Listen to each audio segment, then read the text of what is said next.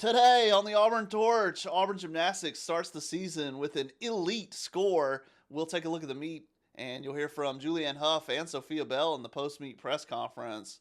Plus, men's tennis, women's basketball, all pick up wins for Auburn over the weekend. Plus more. Let's get into it.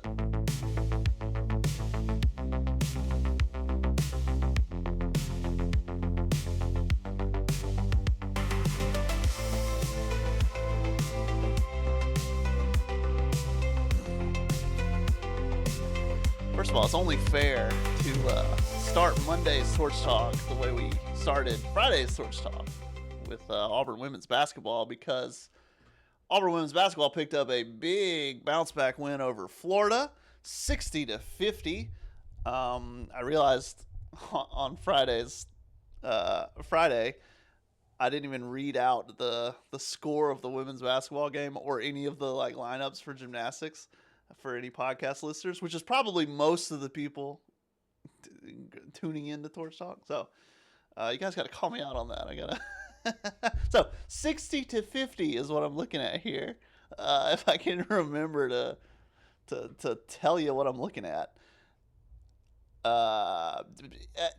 Listen, Florida's not doing great either. I think they just fell to 0-4 in the SEC. Yes, they did, because it's right here on the screen in front of me. But just to be able to bounce back, the mental toughness to bounce back from how rough that Texas game went, you got to give them bonus points. You got to give Auburn credit. So win, needed it, got it.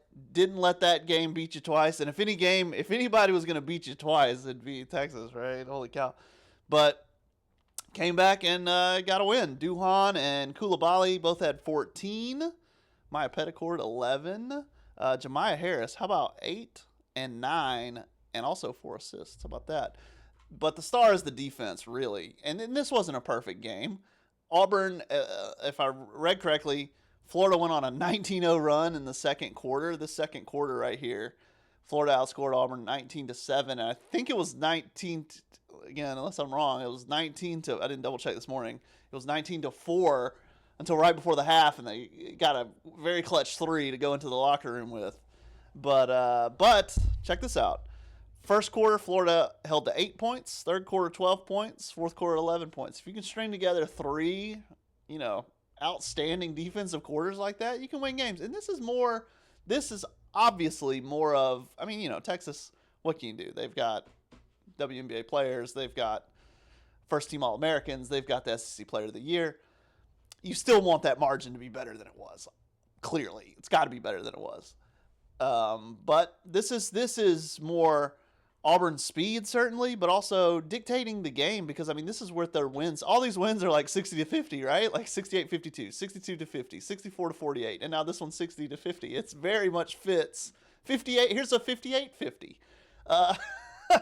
This very much fits a 64-57. This fits. This is Auburn's game. This is how Auburn's going to win the games it wins this year. And speaking of games it wants to win this year, Thursday is the rivalry game with the Tide, with Alabama. 8 o'clock start, so late night with the Tigers. Late night with Larry Vickers on Thursday. So we'll look ahead to that. First, before that, let's keep reviewing the weekend that was. Men's tennis and women's tennis both picked up sweeps over Bellarmine. Not sure which one. Quick comment. Where is Bellarmine? Where is it? Let's see. I'm going to guess Virginia. I'm wrong. Incorrect. What conference are they in? I'm not even gonna guess.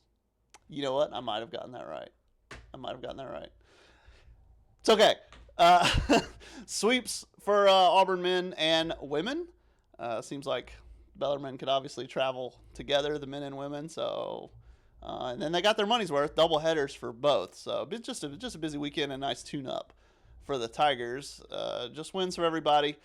I believe men's coach Bobby Reynolds and women's coach Jordan Sabo are both just trying out different doubles lineups, trying out different people. I like to see DJ Bennett back up at the number one. You know, she had a fall. She wasn't, you know, you wouldn't be too enthused about. But back in there, I like the DJ Bennett Ava Esposito combo there.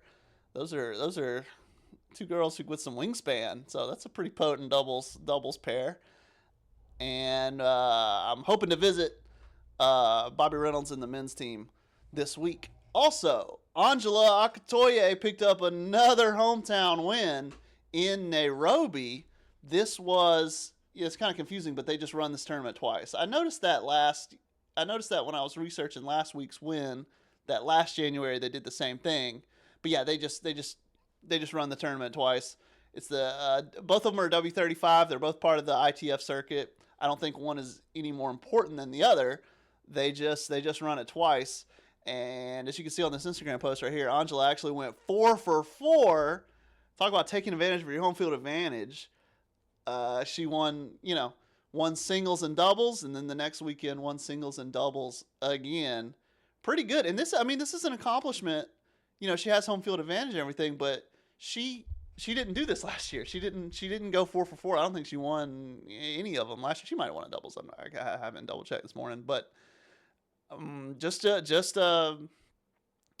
for her to get these wins and to do it hometown, because again, like I may have pointed out before, you may think this is like locals, like this is a Kenyan tournament. It's really not. This girl she played, woman, she's 29-year-old woman from Italy in both finals. You know, it's players from all around the world, and the W35, it's a $30,000 tournament for winning. If you're wondering about college eligibility, it says you're allowed to take $10,000 of it per year, but you can use the rest for like travel. So all her travel will be covered, which is nice. And then the W35, that is like for winning, you get 35 points towards your world international like ranking, your number, right? So yeah, so this is a big step for her, you know, to have just really cool to be able to first of all celebrate with fans and family and get to be that hometown hero, right? Like this is like an American winning the U.S. Open, you know, like relatively, right? But to have, you know, your countrymen and to be able to just be that hometown hero against players who, you know, aren't from there, just cool, really cool. Look at them waving the Kenyan flag, very cool. So now what's next for her? I guess she should try. I guess obviously the next thing is to try to win some more W35 tournaments without that home field advantage. But she did well in one in Orlando recently, and then it's like I guess then it's time to start playing in W50 tournaments. There's a whole ladder. This is just part of the system. So just another huge one for Angela, and I'm not sure what the plan is on when she'll be back with Auburn women's tennis. Maybe next weekend. I'm not sure. I haven't asked. I do have to mention, and this is kind of sad, kind of unfortunate, but this tournament, if you Google it, this tournament is kind of going viral because a player entered a very beginner tennis player. Oh no, there's music on this. Entered the tournament, and Kenya had to put out a statement saying this player shouldn't have been allowed to enter. Everyone's like, why does this even happen? Like, why would you want to enter? Did she just think it was a fun tournament? Did she what? But the Team Kenya representatives from the tournament said that that this player kind of misrepresented how good she was at tennis.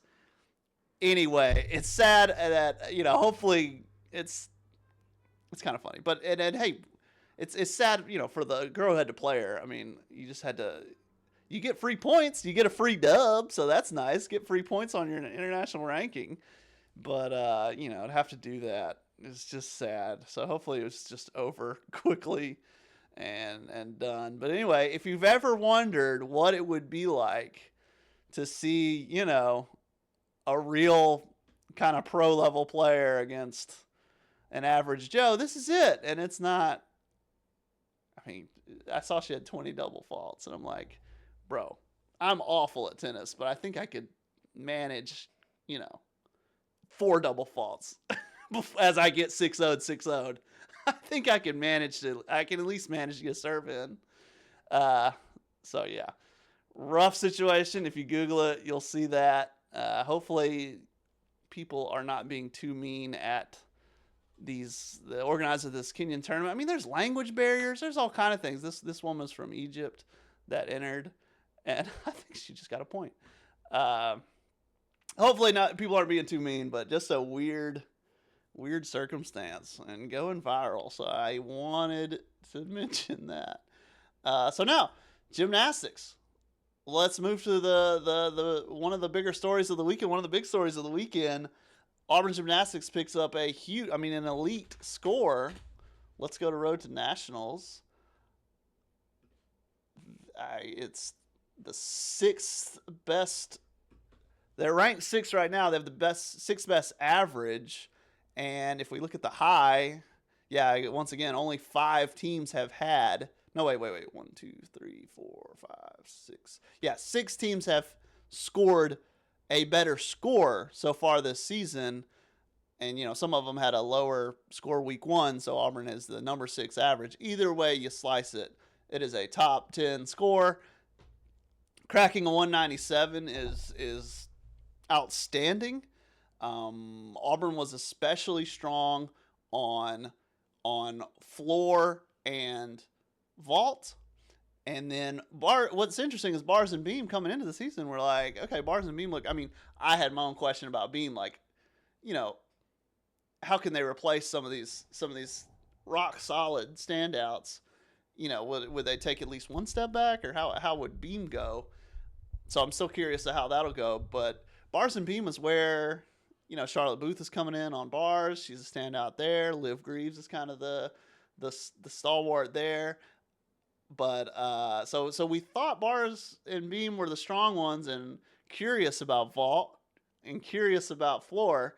But instead, hey, I guess this is the way you slice it. You can slice it how you want to. If you feeling confident, and Jeff Graba is feeling confident in bars and beam, he said, hey, we practiced those really well. I don't feel too bad about that. Excited about floor and vault. And he also said, this was in the story we wrote on auburntorch.com. This was the post meet, which is a lot more in here. We get into stuff a good bit deeper than the podcast here. Check it out, $4 a month. He went into saying, like, the first meet jitters can really affect beam and bars, because those are the technical events. Those are the technique events, and maybe even mental events. Just real technical. Those are the precision events, right? And then he says floor and vault are the go events. Those are the full speed ahead events. Those are the don't think, go, run, tumble, right? So in his mind, it makes sense for first meet jitters to really affect those two events as compared to the others. Both those, if you're new to gymnastics and kind of trying to figure it all out, a 49.5 on an apparatus is like elite stuff. That is what you want. I'm trying to figure out how on Road to Nationals to see team consistency. This is it. Yeah. Here we go. Yeah, vault and floor are both in that really elite status. If you're stringing together what's 49.5 times 4? I mean, if you're stringing, that's a 198. That's a 198 right there. 49.5. If you're getting 49.5s on everything, you're doing pretty good. You're top 5 in the country, right? So that's both of those are great. Bars and beam, room to improve, but they feel good about it. So yeah, and I will say here, we'll go back to the site auburntorch.com right here in the middle. Sophia Bell, there's your MVP for meet 1 as far as I'm concerned. There is your MVP, because she closed floor with a 9.95, huge score, and she we could talk about vault. She kind of set up vault in a way. So one other thing I wanted to mention, if you're looking around on if the gymternet has gotten to you, if you've seen anything from the meet, one of the things that the gymternet was talking about was Paige's vault, which was also spectacular, 995. Here, let's look at the vault lineup. Let me pull up the live scoring, or the scores from the meet, so we can just take a look at it for everyone watching on video. So the vault started slow, actually, with, you'll see Liv Greaves had to drop her score at 9.625, but they did that. So Leverton, freshman Mia Leverton debuting, Marissa Neal, rock solid, Julianne Huff, we'll talk about her, who entered the all-around. And then at the end, this is where it got red hot. So if we're talking about, hey, this is a great score, how did you get it? Sophia Bell with a huge 9.925 on her Yurchenko double. We talked about it going in. Hey, man, this is the big one. This is going to be the big one. And she stuck it. And then a 9.975 for Paige in the anchor spot. And what I want to talk about is, if you're seeing, there has been some talk about, was Paige's vault overscored? Here you go, take a look. And yeah, a little dip. But if the gymternet has broken contain and gotten to you, yeah, this is one of the talking points after this meet is, at least for them in that community, is this overscored? And yeah, maybe. I mean, it's still probably a 9.9 at worst, right? But yeah, is there a little dip? Sure, whatever. I'm not an expert. I'm not a judge. But yeah, bend to the knees. A little bit of a dip, a little bit of a squat. But yeah, hey, listen, runners get called safe. Like that are out. Like it happens, right? It's sports. But even if you say, I still think she stuck it. I still think this is a 9.9 at like worst. Maybe in the postseason when they're being real strict, 9.875, 9.9, 9.925, not going to affect you like that one. You still take it, and she can even do better, right? So the one judge who gave her a 10, yeah, maybe she saw a ghost or saw something she didn't realize she saw, but whatever. If you're seeing the gymternet kind of talk about it, they're an interesting fan base. It's an interesting community, really. It's weird. They're not like sports fans. They're not like, these are the NBA. They're not like NBA Twitter. They're not, or NBA Reddit. They're not like NFL fans. It's more like, it reminds me more of like, I don't know, like an anime fan base, or like, I don't know, like Sonic the Hedgehog adults. Like it's weird, but it's great. But they're very jaded. They're very they're very just kind of prickly, and I think it's a jaded, sarcastic. I think it's just a defense mechanism, maybe. But if it means anything to you, you'd say you're just an Auburn fan and you're looking at gymnastics and someone's being mean about an Auburn gymnast. I think they're just, first of all, I don't think it meant to get to you, right? Like, you're not the target audience. It's not, they didn't mean for you to see it. They're just an interesting community. So anyway, want to talk about that one, but still great. Still stuck. It's still a stick, and it's still an electric vault, man. I love that front. The front pike is awesome. So vault start, and then but now this is why I talked about all of this. Why did Paige get that score? This is team gymnastics. This is ball right here. This is the game, right? Because Sophia Bell, right before her, set it up. You set each other up. Here's take a look at her double Yurchenko, which we talked about it. We were getting ready for it. Look at that. Big stick. No one else stuck before her. Pulled it. Instant emotion on her face. Just nailed it. And then the thing is, that's warming up the judge. When you stick like that, and then Paige comes behind and she also sticks, now, this judge has set a precedent in their brain. And all of this is subconscious, right? But you set a precedent. So then the next person matches the precedent. So you pretty much have to score them the same, right? So give Sophia Bell the assist. Give Sophia Bell the lob that Paige dunked down, right? So, like, obviously out of context, out of everything, you can pick apart Paige's vault. And maybe that's how it should be. Maybe, maybe judging shouldn't have emotion or recency attached to it, right? But it does because everyone's human and both teams are scored the same, and it's just the sport, right? All to say, Sophia set the stage, and then taking that anchor spot on floor. Sorry, I had to take a text. Sophia Bell, I think I was saying on floor, for her to anchor floor. She says there's no pressure. She just says the lineup is the lineup. She just says it's all strategy, so she doesn't worry about it. She just goes where she goes. I really do think, and I could ask Jeff about this. I think there's a bit more to it, to a little more to that anchor spot on floor, and I think she's perfect for it just because she brings that energy. I mean, she brings so much of her vault. This is not one of those beautiful choreo floor routines with like classical music that's real technical, right? Like she brings the boom and the leaping and they all leap, right? But the you know what I mean? Just a little bit more of that excitement and energy and adrenaline, kind of like what Darion did.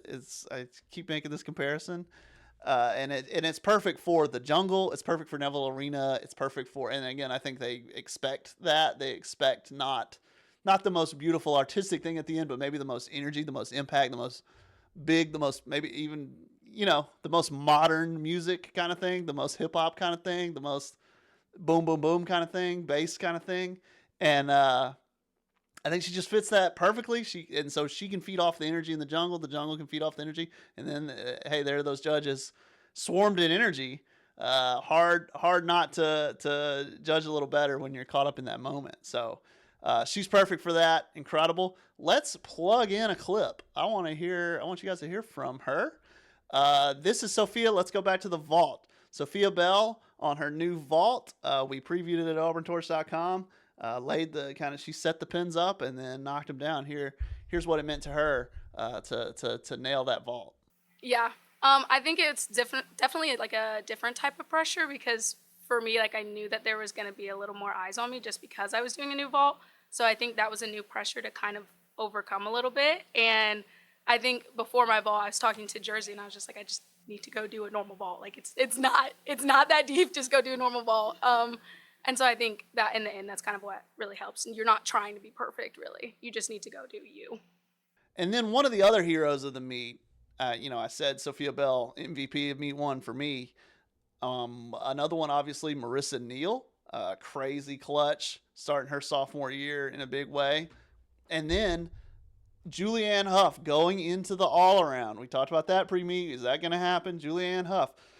Below a 9.8 on bars, but other than that, rock solid all the way across, highlighted by this 9.9 on floor, and she's in a 9.875 on vault. She was so rock solid on vault, and they need her to be there. And here's her talking about what it's like to do all around for the first time in her career, what it means. I mean, this is a kid, 5-star recruit a few years ago, and now as his junior is kind of stepping into that role and doing all around and putting in a lot of scores for the team. Here's what she said. Asked her about what it's like doing all around, tiring or what, and then also you'll hear what it means to her to be able to do all around. Yeah, I mean, I was definitely a little bit tired. It's a new thing to get used to for sure. I mean, I had to hydrate a lot today to feel myself at the end, but yeah, it's a different feeling for sure. I mean, it truly means the world, because last year, I didn't do my best and I struggled with my foot injury and I had surgery at the end of the year, so I feel like my old self again. So I don't feel any different, but I just feel like myself again. There you have it, Julianne Hough and Sophia Bell before that. Listen, I think that's about all I want to get on today. Let's go ahead and keep it moving. AuburnTorch.com. This morning, brand new story. 3 Auburn volleyball transfers joined from the portal in the last week or 10 days or so, all from Power 4 conferences. one from Kansas State, one from UCLA, one from Ole Miss. They're all actually entering different position groups, so helping the Tigers in 3 different ways, 3 very different players. Here's a look at all 3. AuburnTorch.com, taking a look at it, explaining how they fit in, what the position group outlook is, where they're entering. Check it out. AuburnTorch.com. Subscriptions start at $4 a month, and so yeah, check it out. And until then, we will be back tomorrow with more Torch Talk and more, a lot more. So women's basketball with Alabama coming up on Thursday. More Auburn gymnastics on the road this week. Another busy week, right? So let's do it. Let's get into it. All right. Take care, guys.